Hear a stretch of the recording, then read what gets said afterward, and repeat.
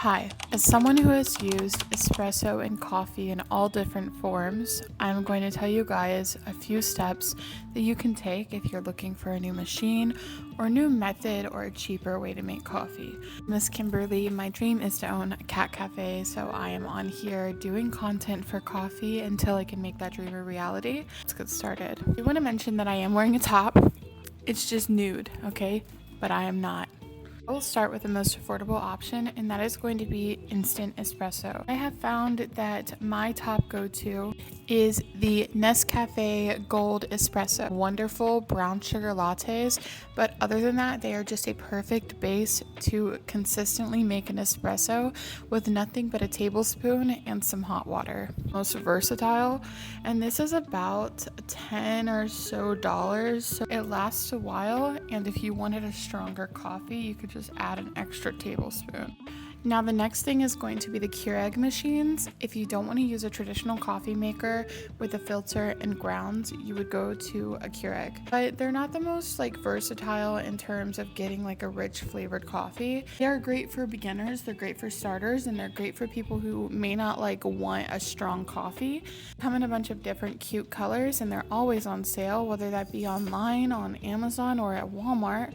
So they're the most accessible and they're the most beginner friendly. Say a higher up from that is going to be the Nespresso Virtual Pop and Virtual Pop Plus. They do have a bunch of different options when it comes to Nespresso and a bunch of different things you can do with those options, but I only have experience with the Nespresso Pop, and the pods are all the same. They offer specific pods. The flavors for Nespresso go across the entire line for all of their machines. Their goal is truly to just try and make you buy a different machine every other year. Espresso Pop Plus comes in a bunch of different very cute colors, and you can always get the bundle with the Aeroccino. The Aeroccino 3 is a milk foamer that you can plug in and press, and it can make cold foam or cappuccino foam. If you wanted to spend just as much money on a foamer as you did on your coffee maker, you could always get the Aeroccino 4. I don't think it's worth it. I personally have it. I regret buying it. Now, the differences between the Keurig and the Nespresso Pop are going to be the concentration that you can get. You can actually double tap the Nespresso Pop and it will give you a more concentrated double espresso. You can do this with the coffee pods that they make and the other volume pods that they make. And that is another key difference from Keurig to Nespresso. Keurig only offers their one pod size, while Nespresso has different pod sizes coming in single shot, double shot, normal coffee pods, and the carafes, which are a share all or up to 3 cups of coffee. Now, if you're making coffee like a barista, like any other pro would, you probably have syrups and other things in your pantry. Whether that be cookie butters, peanut butters, or foamers, you probably have some accessories that go along with your coffee. But if you solely relied on the pod for the previous machines and you didn't have the syrups and the sauces and the other things, then you may want to think about that if you tried to invest in an actual espresso machine, because you do have to put the flavor into your coffee. Well, with an espresso or a Keurig, and you can buy a caramel pod, you are going to have to buy caramel sauces and caramel syrups to make a caramel coffee with an espresso machine.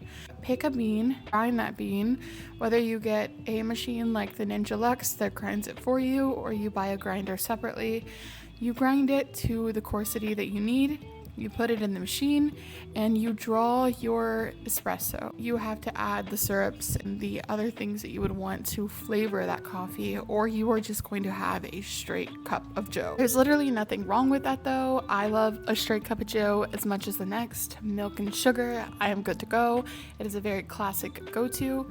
But a lot of people who are getting into making coffees at home are into replacing the coffee that they get from a shop, and a lot of that is flavorings. It's a lot to buy, especially if you're only going to make vanilla matcha pistachio latte once every other few months. I would say the cheaper alternative out of this entire line is buying instant espresso so you can start making coffees at home.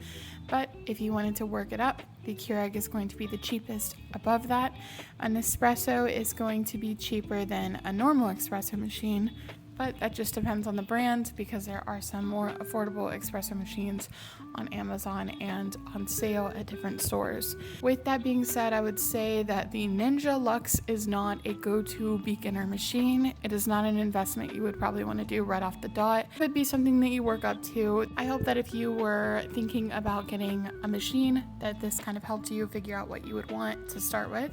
And if you have any questions, just put them in the comments. And other than that, I hope you guys have a wonderful day and enjoy your cup of joe.